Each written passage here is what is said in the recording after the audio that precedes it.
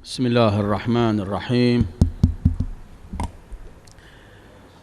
الحمد لله رب العالمين، والصلاة والسلام على الحبيب المصطفى أبي القاسم محمد. اللهم صل على محمد وآل محمد. اللهم صل على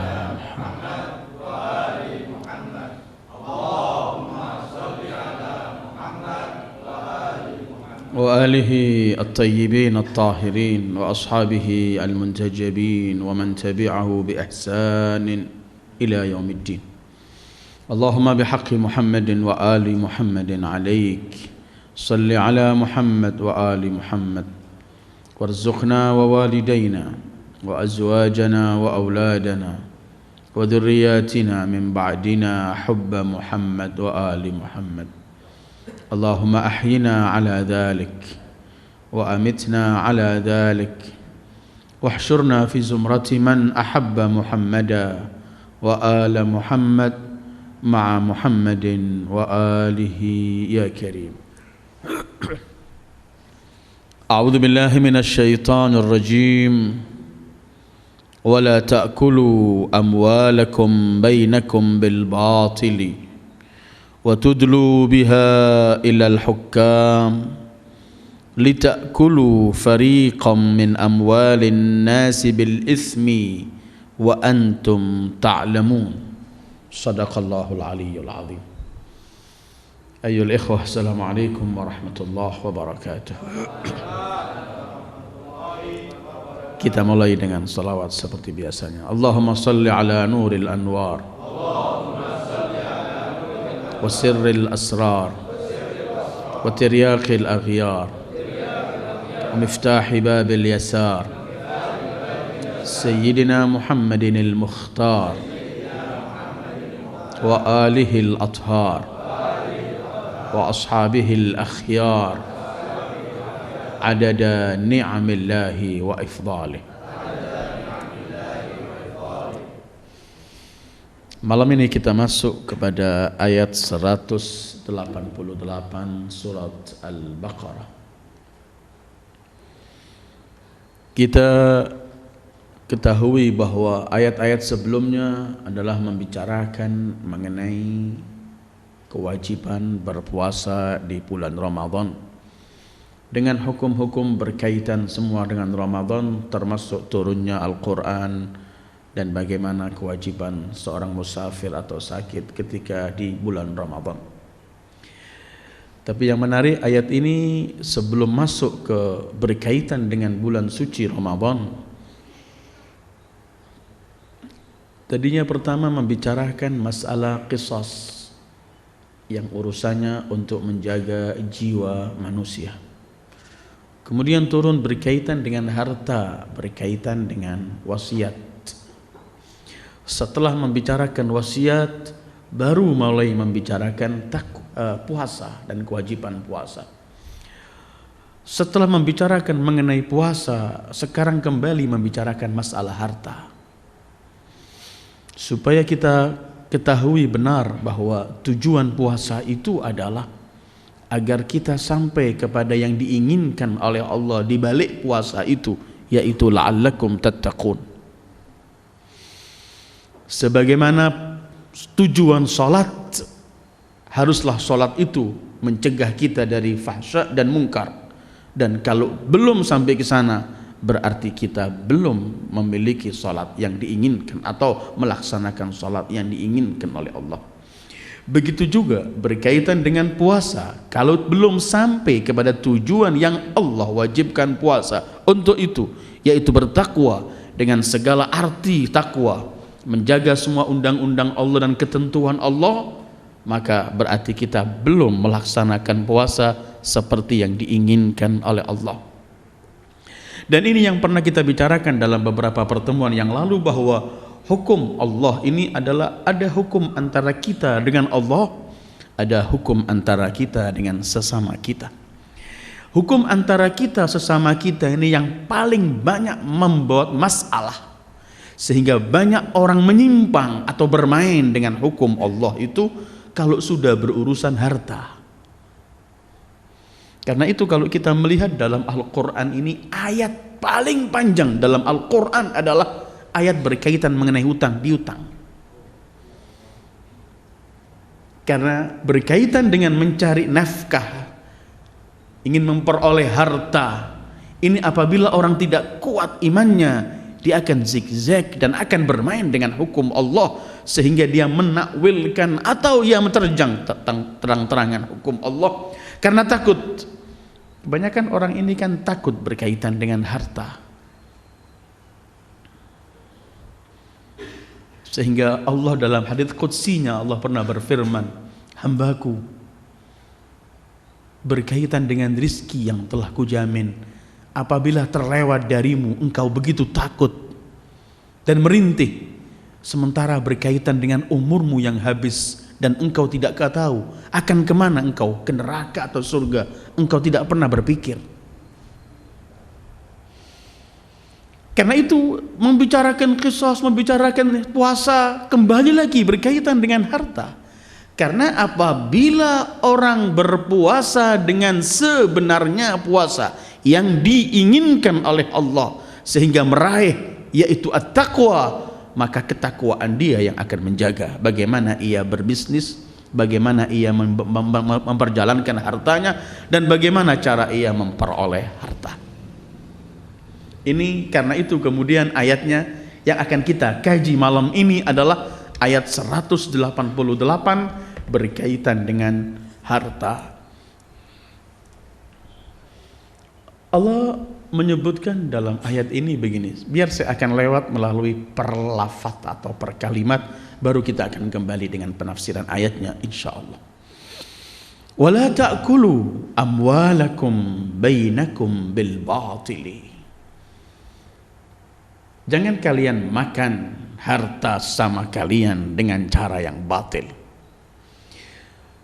Kalimatnya jangan makan, tetapi al-akal di sini bukan berarti cuma sesuatu yang kita masukkan dalam mulut kita, bukan. Tetapi Allah menggunakan kalimat al-akal di sini, yang dimaksud ialah jangan engkau menggunakan harta mutlak dalam bentuk dipakai, dalam bentuk dimakan, dalam bentuk tempat tinggal, dalam bentuk apa. Tapi Allah gunakan kalimat akal. Karena kebanyakan orang mencari harta ini, dan pertama yang sampai kepada manusia itu adalah sesuatu yang masuk ke mulutnya dan ke perutnya, al-akal. Tapi di sini artinya wala ta'kulu bukan artinya urusan yang dimakan saja, tetapi Allah menggunakan bahasa itu untuk mengatakan bahwa jangan kamu merasa memiliki harta itu dengan cara harta yang dimakan, yang dipakai, yang ditempati, yang disimpan, yang dibuat hiasan, dan semua bentuk harta. Wala ta'kulu amwalakum bainakum bil batil. Al-amwal jamak mal. Mal itu harta. Kalau diambil dari segi bahasanya, kullu ma yamilu ilaihi nafs, yang setiap jiwa menginginkan dan condong ke situ, namanya harta. Bentuknya mutlak, seluruh kekayaan yang kita miliki namanya harta. Wala ta'kulu amwalakum bainakum bil batil. Jangan kalian melakukan berkaitan dengan harta kalian, mengambil, membelanjakan, memberi, menerima, berbisnis bil batil, dengan cara yang batil. Batil lawan katanya hak. Asal kalimat batil adalah az-zawal wal idmihlal, yang akan sirna, sementara al-haq artinya as-subut, yang kekal. Jangan kalian makan harta sesama kalian dengan cara al-batil. Di sini Allah ingin menyebutkan bahwa ayat ini memberi isyarat Anda boleh memiliki harta, tapi proses pemilikan harta itu jangan digunakan, jangan diperoleh melalui yang batil.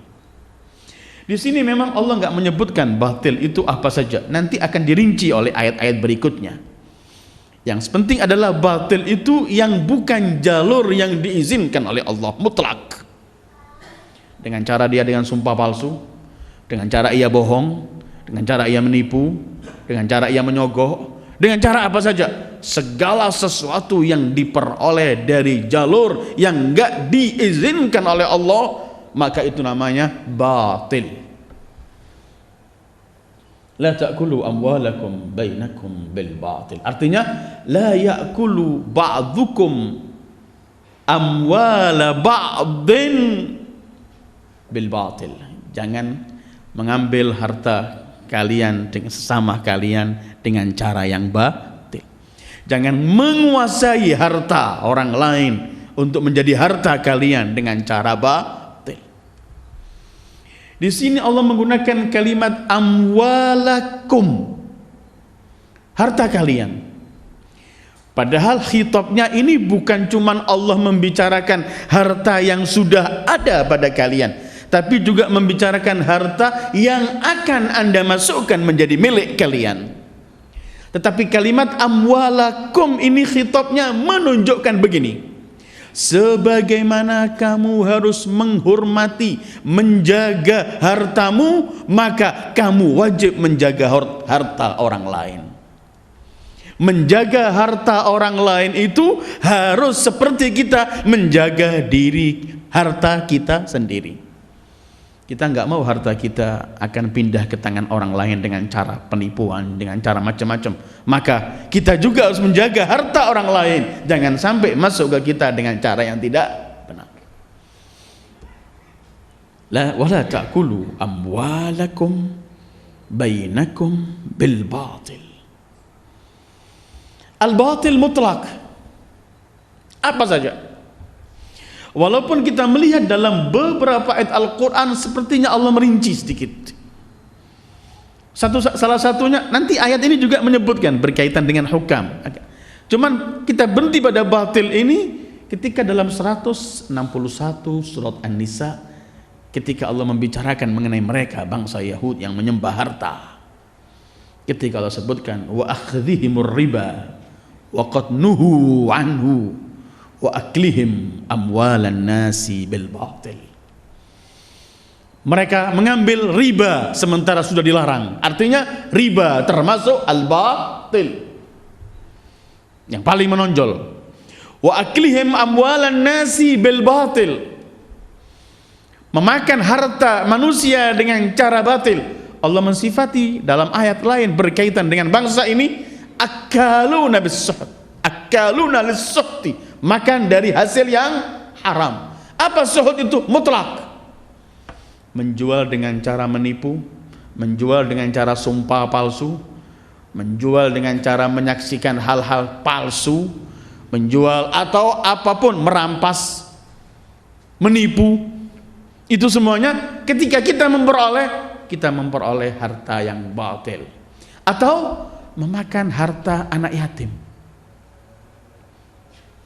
Allah berfirman, innal ladzina ya'kuluna amwalan nas innal ladzina ya'kuluna amwalal yatama dzulman innama ya'kuluna fi butunihim nara wasayaslawna sa'ira. Sesungguhnya mereka yang memakan harta anak-anak yatim dengan secara zalim, sebenarnya mereka sedang memasukkan api di perut mereka di dunia ini, dan kelak di akhirat akan dicampakkan ke api neraka. Maka al-batil salah satunya adalah ar-riba, merampas hak orang yatim. Zakat yang sudah wajib kita keluarkan maka bukan milik kita, milik yang wajib menerima zakat kita enggak keluarkan juga batil karena sudah bukan milik kita itu. Wala ta'kulu amwalakum bainakum bil batil. Terus kita teruskan ayatnya dulu. Wa tudlu biha ilal hukam. Kemudian kalian serahkan, kalian kirimkan, kalian berikan harta-harta itu kepada para pemimpin. Para pemimpin, para hakim, para qadhi. Al-idla itu artinya al-irsal, mengirim, atau al-ilqa, menyampaikan. Asal kalimat adla yudli itu adalah memasukkan timba ke sumur untuk mengambil air. Adla, faja'at sayyaratun fa'adla dalwah. Begitu Allah berfirman menceritakan Nabi Allah Yusuf ketika di dalam sumur, ada rombongan datang, mereka memasukkan embernya, fa'adla dalwah wa tudlu biha ilal hukam. Kalian mengambil harta dengan cara yang jelek, kalian kemudian serahkan, kalian berikan, kalian sogok. Di sini bicarakan rasuah. Nanti di akhir pembicaraan kita akan membicarakan masalah sogok menyogok, dan dahsyatnya penyakit yang paling merusak masyarakat dan negara adalah penyakit yang satu ini. Ini yang Allah sebutkan, wa tudlu biha ilal hukam. Kalian berikan harta itu sebagian kepada mereka para pemimpin untuk apa? Litakulu fariqan min amwalin nasi bil its, agar kalian dengan menyogok kepada para pemimpin ini bisa merampas harta-harta orang lain dengan cara dosa.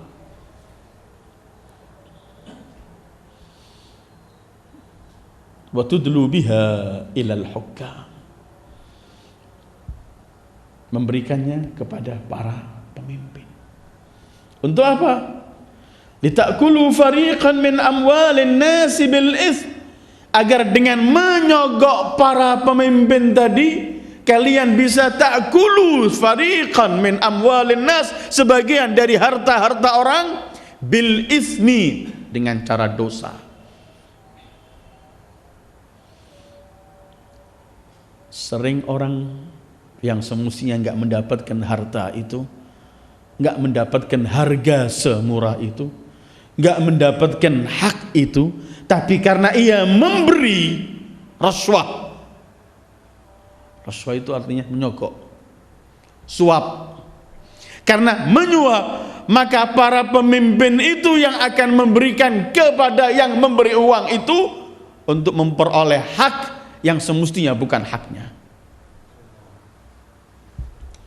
Tudlu biha ilal hukam litakulu fariqan.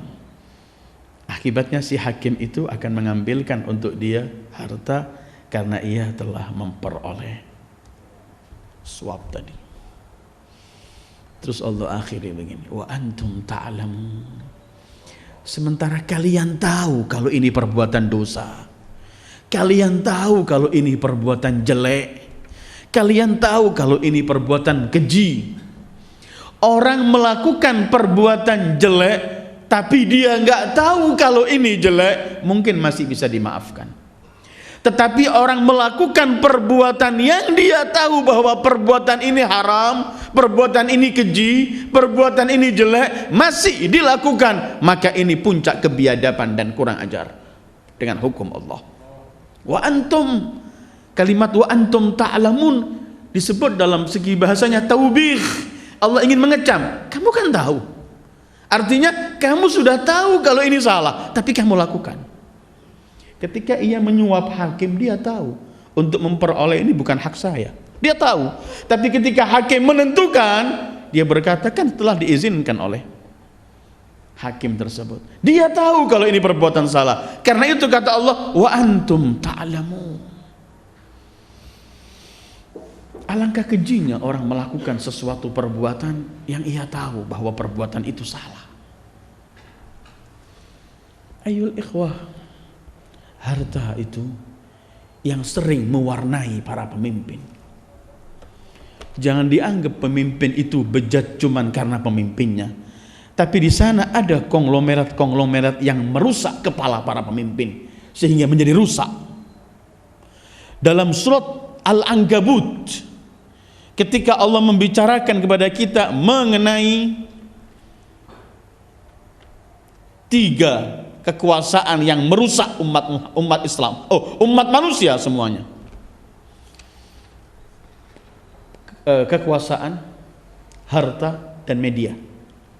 Ini 3 ini pangkal kehancuran.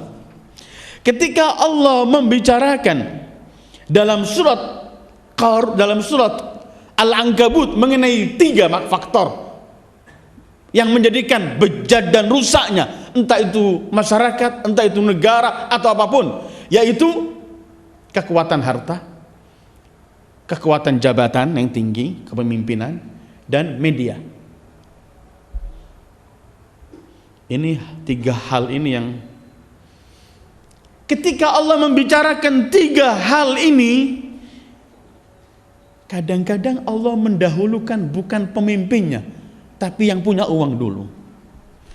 Kita masih berhenti pada ayat wa tudlu biha ilal hukam. Kamu berikan harta itu untuk menyuap para pemimpin, sehingga pemimpin bisa menyeleweng, bisa berbuat merubah semua undang-undang karena ia mendapatkan suapan. Siapa yang menyuap? Orang yang berduit ini yang paling merusak.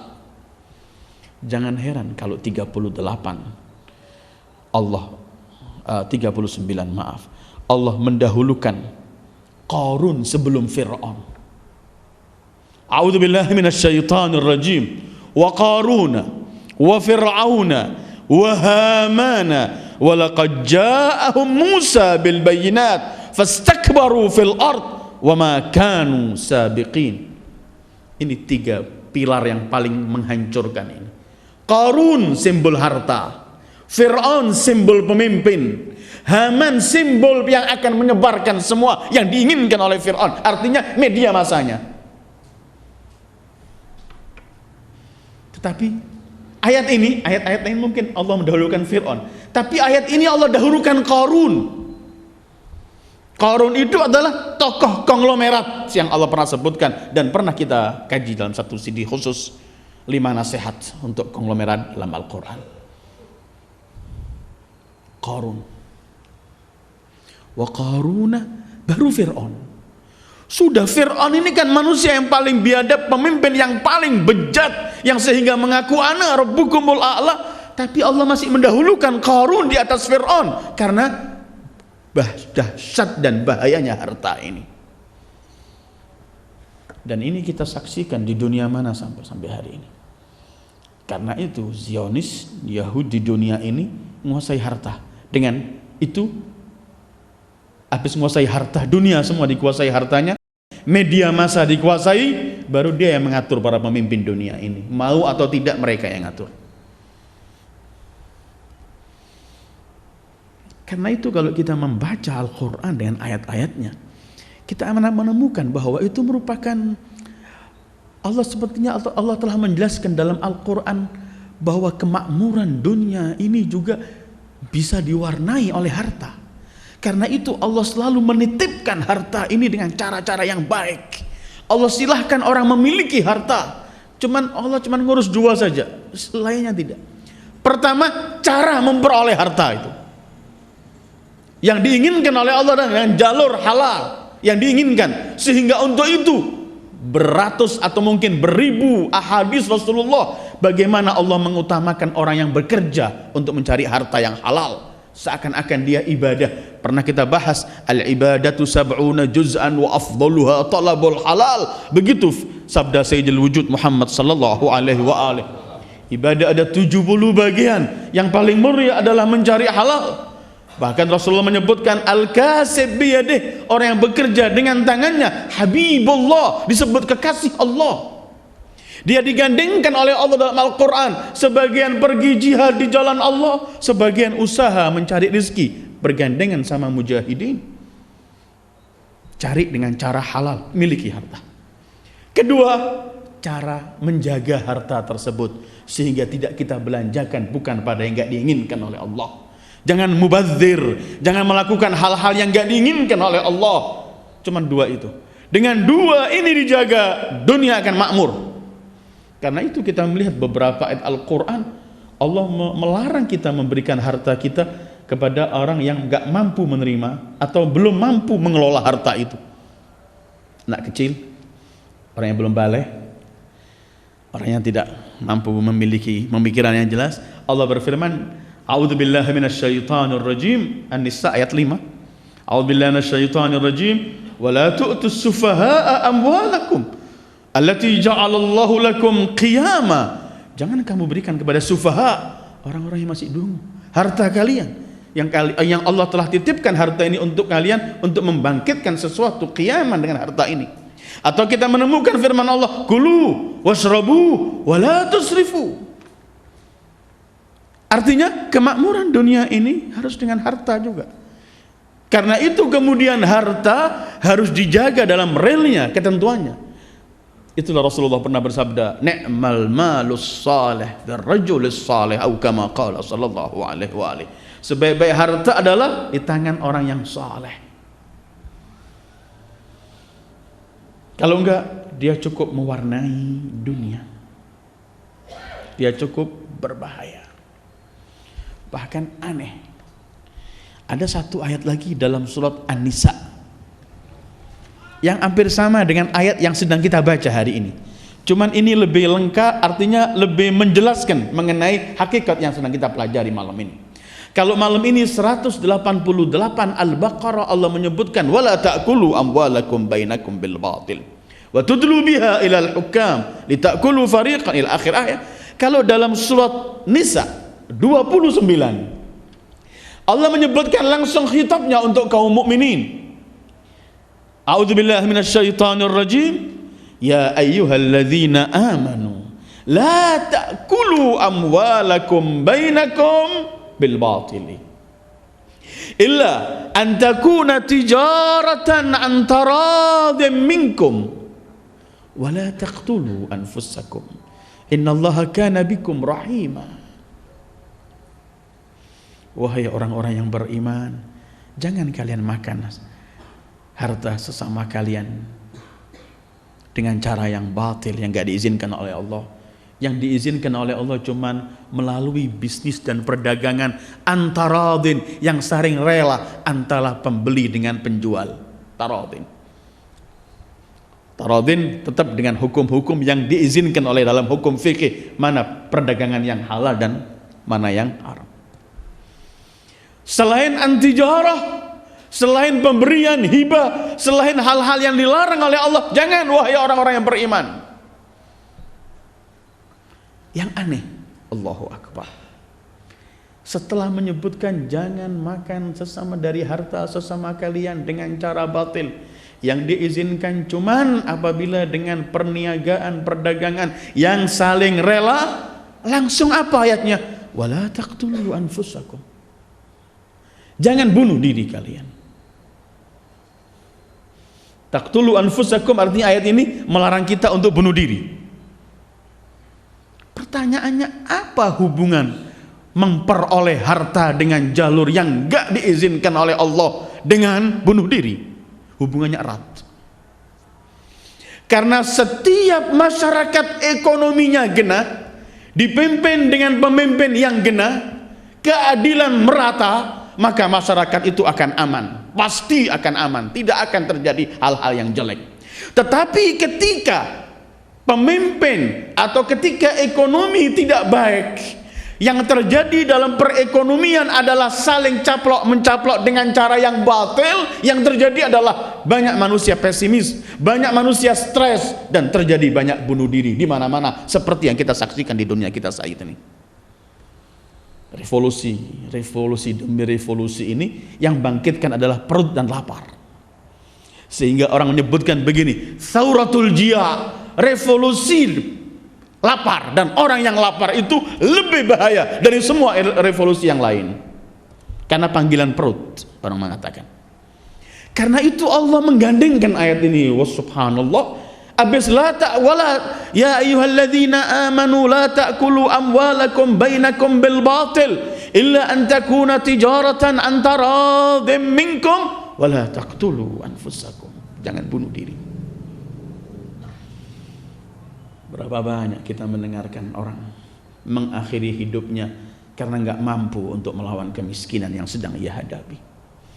Bukan sekelilingnya karena kemiskinan. Dia tinggal di tempat yang diberi oleh Allah kekayaan yang berlimpah ruah, tetapi peredaran harta bil batil dikuasai oleh suap dan menyuap. Yang terjadi, mereka nggak mendapatkan apapun, sehingga yang ada adalah bunuh diri per orang, bunuh diri massal, Bisa bunuh diri, hakikat bunuh diri, bisa juga artinya bunuh diri sudah stres, nggak hidup lagi. Walaupun dia hidup, tapi seakan-akan sudah tinggal puing dan mati. La wala ta'kulu amwalakum bainakum bil batil. Jangan kalian makan dengan cara yang batil. Sekali lagi, harta udah diatur oleh Allah bagaimana cara orang memperoleh harta ini. Dengan rinci. Walaupun kadang-kadang ada suara dan Allah Maha mendengar, Maha mengetahui. Saya akan bacakan ayat ini sebagaimana Allah menjawab apa yang kadang-kadang ada pada benak manusia ketika diatur oleh Allah berkaitan mencari harta.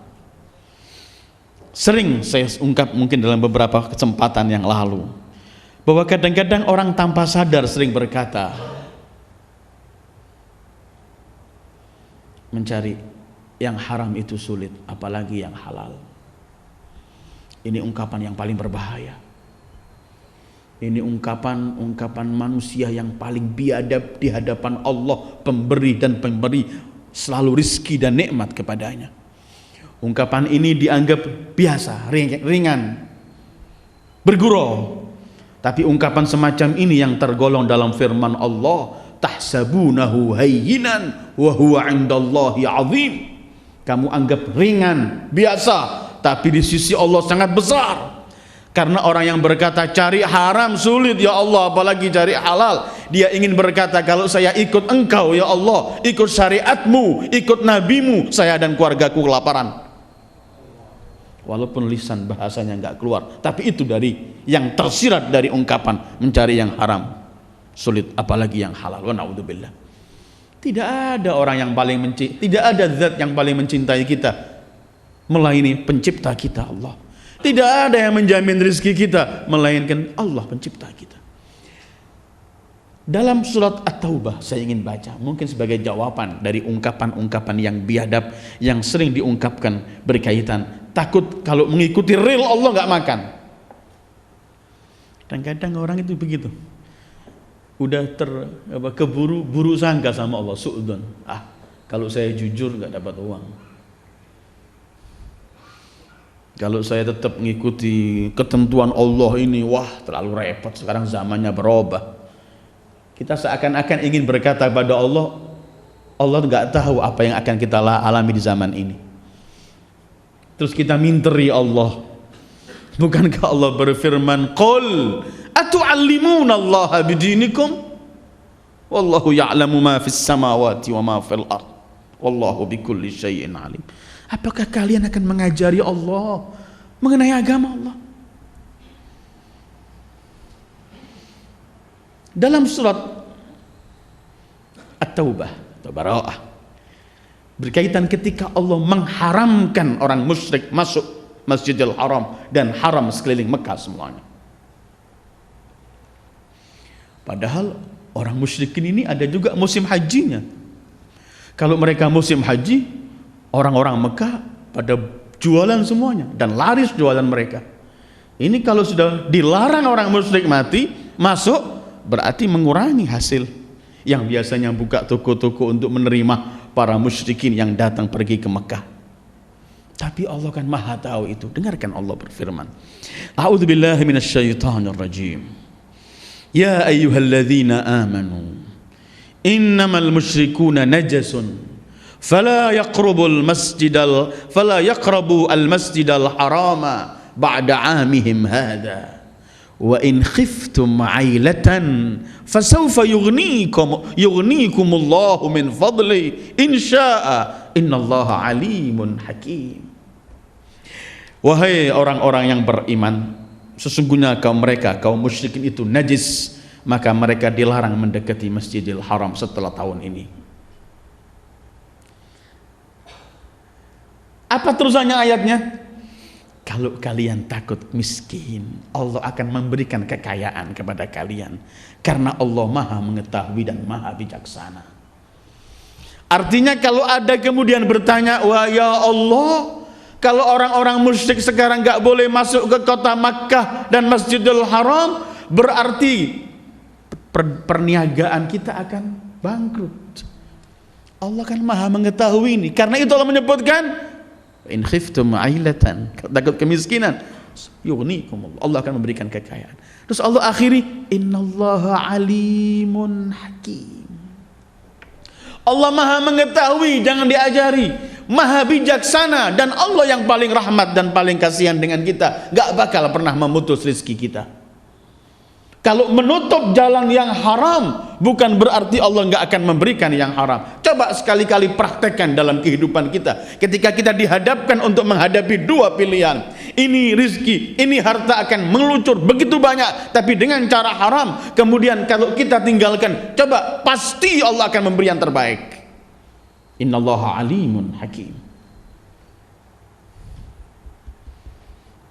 Innallaha alimun hakim. Seperti kalau Allah menyuruh orang kawin, kalau takut miskin, Allah juga wa ankihul ayama minkum wassalihin min ibadikum wa imaikum in yakunu fuqara yughnihumullah min fadlih. Itu sudah ketentuan Allah, ini sudah ada.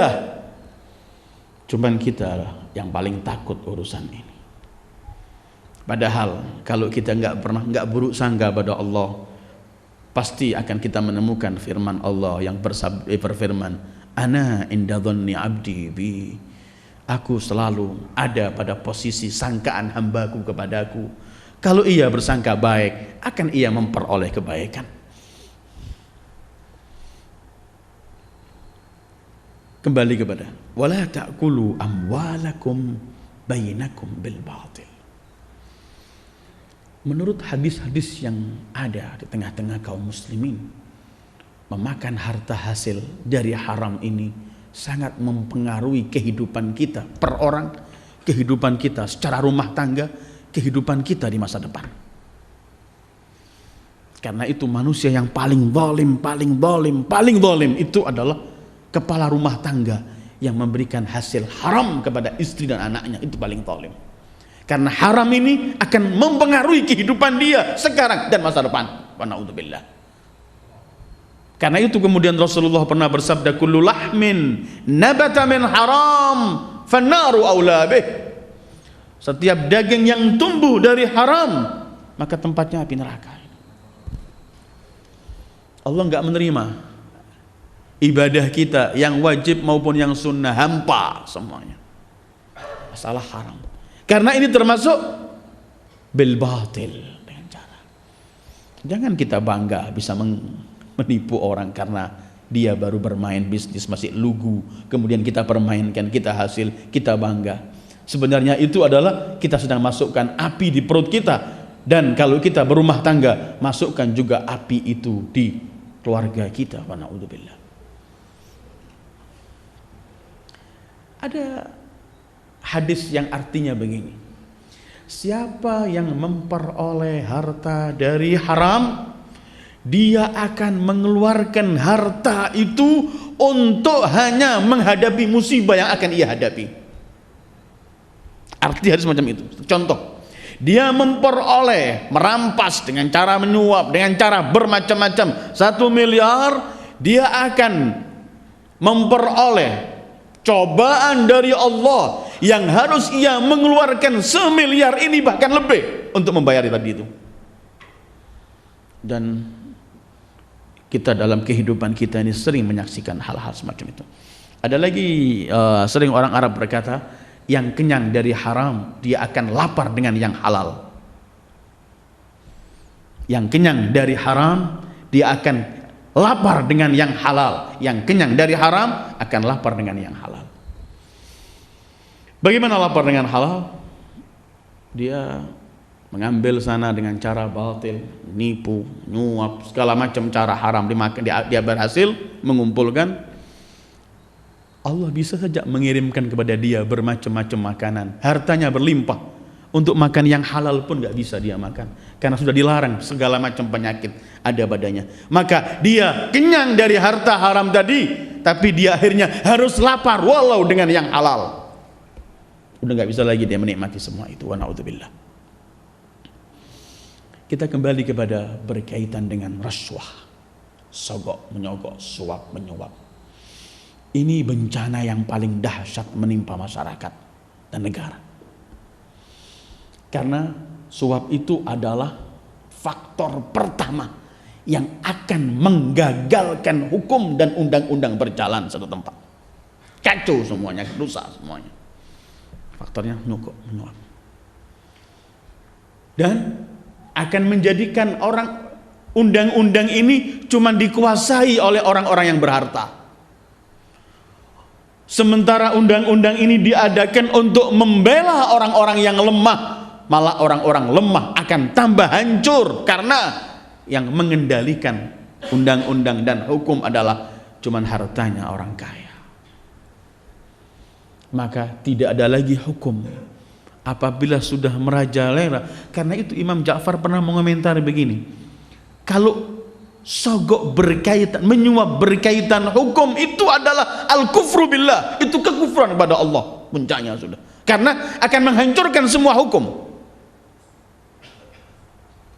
Kita mendengarkan Ar-Rasulul A'zam sallallahu alaihi wa alihi, beliau pernah bersabda, ar-rashi wal murtashi was-sa'i bainahuma, la'anallahu ar-rashi wal murtashi was-sa'i bainahuma. Allah mengkutuk, melaknat yang menyogok, yang menerima, yang menyuap dan yang menerima, dan maklarnya yang menghubungkan antara yang memberi dan yang menerima. Ketiga-tiganya dilaknat oleh Allah. Karena sepertinya masalahnya remeh, tapi dengan ini akan hancur semua hukum. Ketika hukum sudah tidak berjalan, tadi itu kaitannya, jangan makan batil kata Allah, kaitannya wala taqtulu anfusakum, jangan bunuh diri.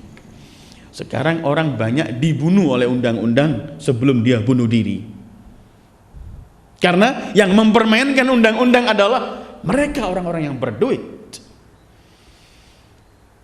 Pernah seorang di zaman pemimpin manusia yang paling adil ba'dal Habibil Mustafa sallallahu alaihi wa alihi, dalam kepemimpinan Imam Ali, pernah Ash'ath bin Qais, seorang bernama Ash'ath bin Qais datang memberi hadiah Imam Ali halwa, manisan yang sangat lezat.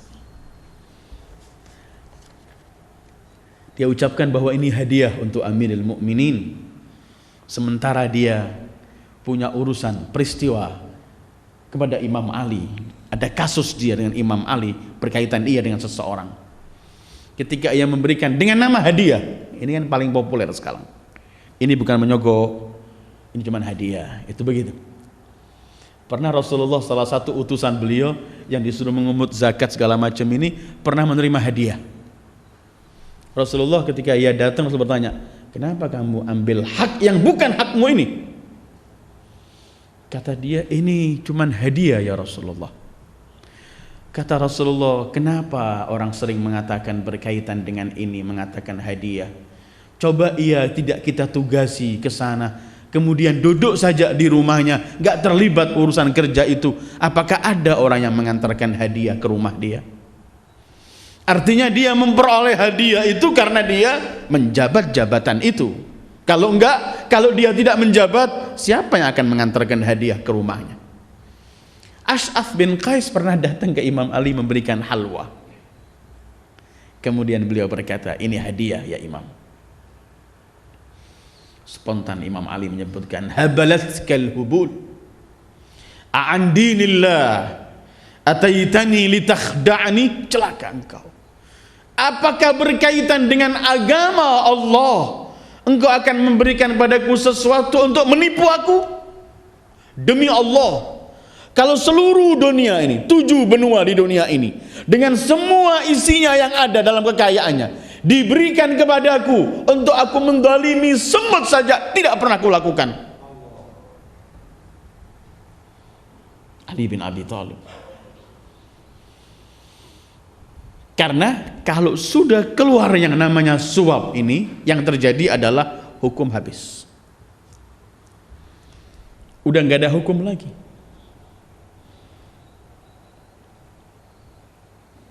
Nggak ada yang bisa mampu menyelesaikan urusan orang, enggak.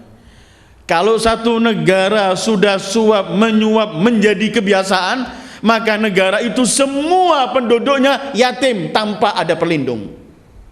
bagaikan anak-anak yatim yang nggak memiliki bapak lagi, sudah habis. Enaknya kalau yatim nggak punya bapak, betul masih banyak orang yang belas kasih dan kasihan. Tapi kalau yatim dari pemimpin yang zalim ini, tidak ada lagi yang menolong, sudah. Hukum nggak berjalan. Orang pergi sudah nggak percaya dengan hukum. Akibatnya apa? Ketika orang sudah nggak percaya dengan hukum dan undang-undang, yang terjadi masing-masing akan menyelesaikan dengan caranya sendiri, dan itu kehancuran masyarakat. Ketika sudah masyarakat tidak percaya dengan para pemimpinnya, itu bencana dahsyat. Karena dia tidak akan lagi mengadukan. Kenapa saya mengadukan? Saya kehilangan kambing, kalau saya mengadu, akhirnya saya kehilangan sapi. Lebih banyak saya mengeluarkan dan tidak pernah mendapatkan penyelesaian. Saya ingat seminggu yang lalu ada orang datang ke tempat saya di kantor. Dia berkata, saya punya urusan, ada orang menipu uang saya sekian ratus juta. Setelah saya laporkan dengan membayar ratusan juta juga, yang ditipu hampir sekian M, nggak sampai sekian ratus juta, hampir 1 M. Dia mengeluarkan juga ratusan juta untuk pengacaranya, untuk ini, nggak mendapatkan sesuatu. Bahkan sekarang malah menjadi terbalik, yang merampok, yang mengambil uang itu menuntut balik karena yang dirampok ini mencemarkan nama baiknya, dan itu ditanggapi. Dan ini bukan sesuatu yang baru, setiap hari kita mendengarkan. Kenapa? Karena watudlu biha ilal hukam litakulu fariqan min amwalin nasi bil batil. Karena bermain dengan para hukam, pemimpin, memberikan suapan untuk bisa merampas hak orang lain. Hendaklah kita yakini bahwa kita ini jangan sampai menjadi orang yang paling rugi di hadapan Allah. Berapa lama kita akan hidup sehingga kita harus mencari yang haram sementara yang halal ada. Rasulullah pernah bersabda, orang yang paling rugi itu orang yang kaya raya, menumpuk harta dengan segala macam cara halal dan haram, kemudian dia nggak pernah menabung ke akhirat, cuma numpuk mati. Kemudian hartanya ini dimiliki ahli warisnya. Kalau ahli warisnya ini menjadi orang baik, maka ia akan melihat harta yang ia cari dengan susah payah itu malah menguntungkan ahli warisnya, dibuat kebaikan, sementara di bagian dia nggak ada. Kalau harta itu diwarisi oleh anak-anaknya atau ahli warisnya yang bejat, maka digunakan harta itu untuk melakukan perbuatan-perbuatan dosa, ia pun akan mendapat dosa itu. Maka itu orang yang paling rugi, kata Rasulullah sallallahu alaihi wasallam. Jangan kemudian kadang-kadang sekarang ini orang mencari semua harta dengan cara apapun, kemudian nanti sedekah dia, bangun masjid, ngumpulkan orang, ngasih orang, pergi umroh, pergi haji, pergi macam-macam. Dia sepertinya mau bermain sama Allah. Dia sepertinya ingin mengejek Allah. Sadar atau tidak? Allah tidak pernah perlu dengan haji kita, dengan umroh kita, dengan bangun masjid kita, dengan sedekah kita, kalau kita peroleh semua harta yang gunakan itu dengan jalur yang gak diizinkan oleh Allah. Allah gak memerlukan. Allah cuma minta dari kita 2, lakukan yang kewajibkan. Dan kalau kamu dosa, mintalah istighfar, saya akan ampuni. Cuma itu aja. Kata Imam Bagir, la wallah, tidak, demi Allah, Allah nggak menginginkan dari kita kecuali 2, untuk kita mensyukuri nikmatnya agar ditambah, atau kita menyesali dan minta ampun agar diampuni. Lebih dari itu tidak. Allah nggak menginginkan kita bangun masjid bermacam-macam dari yang haram. Innallaha thayyib la yaqbalu illa thayyiba. Kalau kita mau berpura-pura di hadapan orang, silahkan. Tapi kalau bermain di hadapan Allah, Allahu alimun hakim. Harta yang dari kotor ini lebih banyak menyakiti hambaku, merampas hak-hak hambaku, kemudian untuk membangun rumah Allah, gak pernah akan sampai.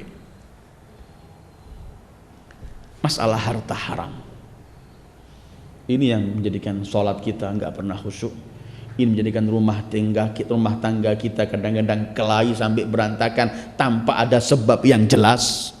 Ini menyebabkan banyak hal-hal yang akan membuat kita tersandung dengan bermacam-macam musibah dan bermacam-macam cara. Karena apa? Tumbuhnya dari haram.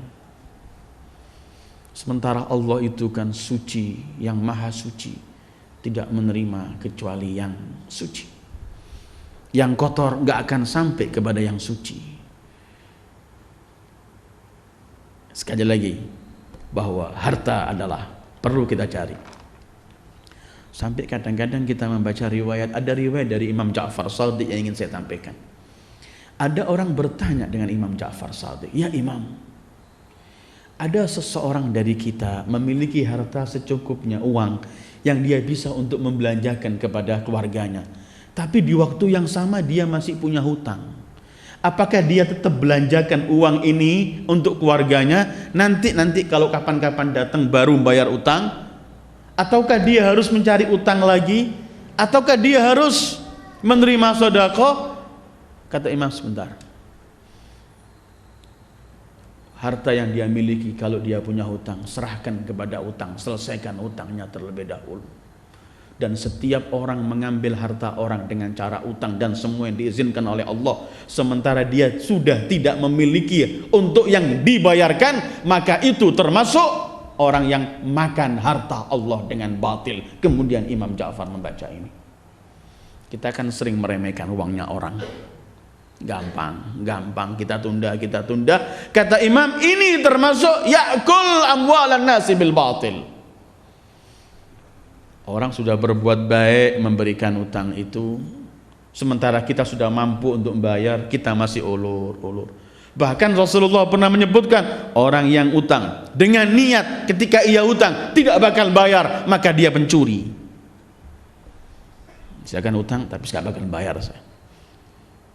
Nanti mungkin punya alasan, dulu saya pernah makleran gak dikasih penuh, dulu dia ingat hal-hal yang belum pasti itu.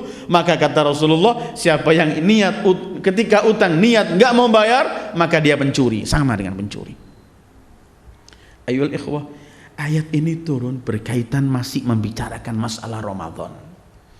Karena itu Ramadan itu masih banyak hubungan ibadah sosial antara kita. Ini tujuan Ramadan itu agar kita bertakwa kepada Allah. Kalau masuk Ramadan, keluar bulan Ramadan tidak menyandang ketakwaan, masih hanya melakukan hal-hal apalagi menyakiti sesama hamba Allah, merampas hak hamba orang semuanya, maka dia belum melaksanakan puasa. Sebagaimana kalau sholat belum mencegah fasad dan mungkar, belum kita melakukan sholat. Sekali lagi adalah harta haram, harta yang paling berbahaya. Jangan kita beralasan, berelak, sekarang masanya sulit kalau mencari halal. Tidak. Allah ketika menentukan hukumnya, bukan Allah tidak tahu apa yang terjadi di abad 21, di abad 30, di abad 40, di abad kapan saja. Karena ini sudah ketentuan Allah. Ini 180 yang kita kaji malam ini berkaitan dengan memakan harta dengan cara yang halal. Dan bahayanya harta itu bisa mewarnai, seperti tadi itu yang saya sampaikan dalam 38 atau 39 Al-Ankabut, bagaimana Allah mendahulukan Qarun sebelum Fir'aun dan Haman, berkaitan bahwa karena Qarun memiliki harta dan berbahaya. Karena itu bagi yang memiliki harta, kalau bukan dari jalurnya, cepat-cepat dikoreksi harta itu supaya enggak jadi beban kelak di akhirat. Belum tentu kita masih besok pagi masih hidup, mungkin juga malam ini kita selesai dan mati. Sementara liang kubur, kemudian barzakh, kemudian kelak mahsyar, semua itu akan menjadikan satu masalah yang dahsyat di hadapan Allah karena kita mengambil harta yang bukan hak kita. Wassallallahu ala khairi khalqi Muhammad wa alihi ajma'in. Wassalamualaikum warahmatullahi wabarakatuh.